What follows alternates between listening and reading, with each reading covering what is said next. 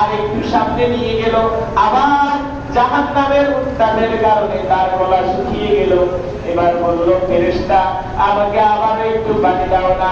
ফেরেশতা বলছে, বিনা প্রতিদানে কিছুই দেওয়া যায় না, তুমি যদি আমার কাছ থেকে পানি নিতে চাও তাহলে আমাকে আরো 10 বছরের আমল দিতে হবে। ওই লোকটা বলল, আমি 10 বছরের আমল তোমাকে দিতে রাজি আছি, তবুও তুমি আমাকে পানি দাও। আবার 10 বছরের আমল শেষ। এরপরে আরো যখন একবারে জাহান্নামের নিকটে গেল, সে যখন জাহান্নামটা চোখে দেখলো, জাহান্নামের ওই শাস্তি দেখে, জাহান্নামের উত্তাপের কারণে তার গলাটা পেটে চৌচির হয়ে গেল। সে বলল, ফেরেশতা আমি তো সহ্য করতে পারি না, আমাকে একটু পানি দাও। এবার ফেরেশতা বলল, ও আল্লাহর বান্দা, এখানে বিনিময় ছাড়া কিছুই দেওয়া হয় না, তুমি যদি আমার কাছ থেকে পানি নিতে চাও তোমার জীবনের বাকি যে আমলগুলো আছে সব আমল আমাকে দিতে হবে। এবার তুমি বলো, আমল দিবা, পানি দিবা, নাকি আমল না দিবা, পানিও দিবা না? ওই ফেরেশতার কাছে ওই লোকটা কাকুতি বিরতি করে বলল, তুমি আমার জীবনের সব আমলগুলো নিয়ে যাও, তবু আমাকে একটু পানি পান করাও, আমি এই উত্তাপ আর সহ্য করতে পারি না। তখন ওই ফেরেশতা তার জীবনের বাকি আমলগুলো নিয়ে তাকে পানি দিল। এরপরে আল্লাহর সামনে নিয়ে আসলো। আল্লাহর সামনে আসার পরে আল্লাহ বলল, বান্দা তোমার না অনেক আমল ছিল, সেই আমলগুলো একটু আমাকে দেখাও। এবার বান্দা বলে, আল্লাহ আমল কোত্থেকে দেখাবো?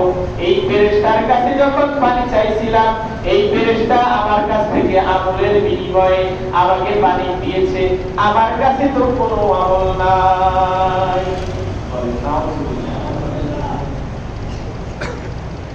আর আল্লাহ বলল, যাও, এবার আমি তোমাকে আমার রহমতে জান্নাত দিলাম। আল্লাহু আকবার। আমার কথা ক্লিয়ার? লাইলাতুল কদর 1000 মাসের চেয়ে উত্তম, এটা কে বলছে? সবাই বলেন নাই কেন? দোয়া করিয়ে না, বসেন। লাইলাতুল কদর 1000 মাসের চেয়ে উত্তম, এটা কার কথা? আপনি যদি এটাকে বিশ্বাস না করেন, মূল্যায়ন না করেন, আপনি কাকে অবমূল্যায়ন করলেন? কাকে আপনি ছোট মনে করছেন? আল্লাহ বলছে 1000 মাসের ইবাদত তুই করবি, আমি তোর জন্য ব্যবস্থা রাখছি। আর আপনি শুই শুই ঘুমান যে আল্লাহ আমার 1000 মাসের ইবাদতের দরকার নাই।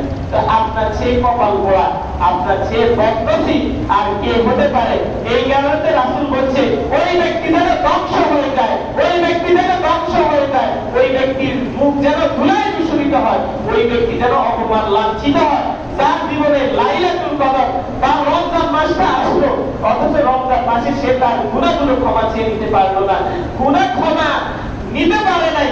যদি এতটুকুই হতো, যদি রাসূল বদদুয়া না দিত, তাহলে তো বুঝতাম, আচ্ছা যাক, গুনাহ মাফ হতে তাতে কি হয়েছে, আপনি তো ভবিষ্যতে আরো অনেক নেকি অর্জন করবেন। কিন্তু আল্লাহ রাসূলটা আপনার জন্য বদদুয়া দিয়ে গেছে, বলছে রোজার মাস পেয়ে যদি তুই ইবাদত করে নিজের জীবনের গুনাহ ক্ষমা চেয়ে নিতে না পারো, তাহলে তুমি যেন ধ্বংস হয়ে যাস, দুনিয়াতেই যেন তুই ধ্বংস হস। আমি তো একটা আমার গল্প বলেছি, সবগুলা কোরআন হাদিস। এরপরে যদি আপনি বিবেকবান না হন, এখনো যদি নিজেকে পশু পাখির মতোই পরিচালনা করতে চান, আপনার দায়িত্ব। এখন আমি আরেকটু বলি, লাইলাতুল কদরের মর্যাদা এত, তো এমন যদি হতো যে ঠিক আছে, এটা তো মর্যাদা অনেক বেশি, কিন্তু এটা তো লস নাই। 1 নম্বর লস করলাম, রাসূল বদদুয়া দিয়েছে।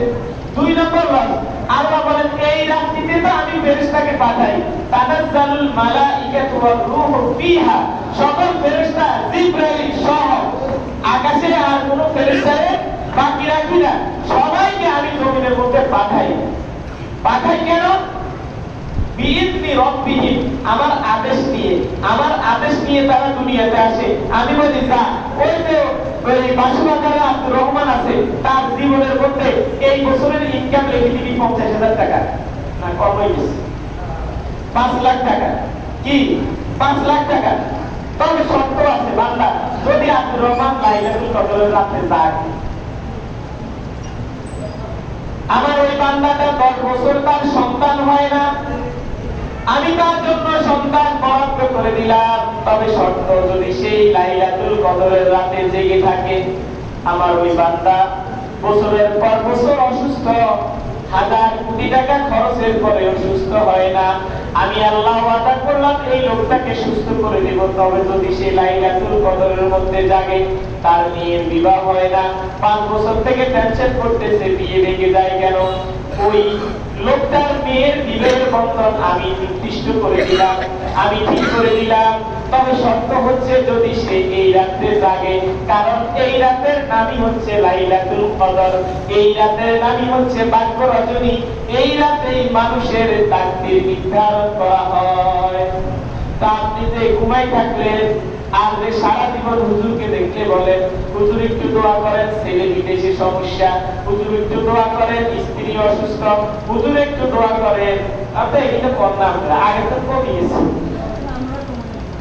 এরপরে করে না হাদিয়া তোমরা আগের মতো মানুষের প্রথম কাছে ফল পারলে ইমাম সাহেবের জন্য ওরা এগুলা না, এখন মনে করে এগুলা সব আমার, এগুলা সব কার আমার। ওই আইনকুল পন্থায় বেদাতি পন্থায় যদি কিছু থাকে, আমরা জানি পৃথিবীতে 3 মসজিদ ছাড়া কোন মসজিদে